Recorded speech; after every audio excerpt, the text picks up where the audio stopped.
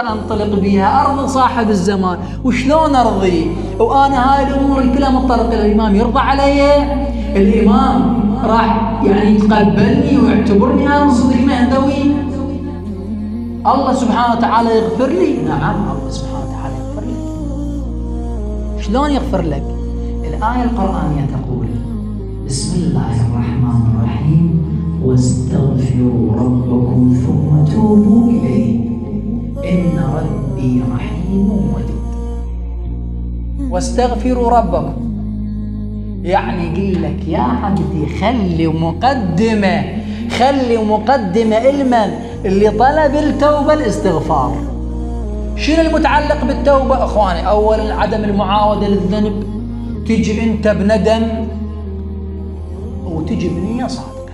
هذا شنو؟ قلت له أنت لا اللي سويته بعدته، وأكيد صاحب الزمان يقبلك، قطعا يقبلك ولا شك، بس كون أنت تائب صح.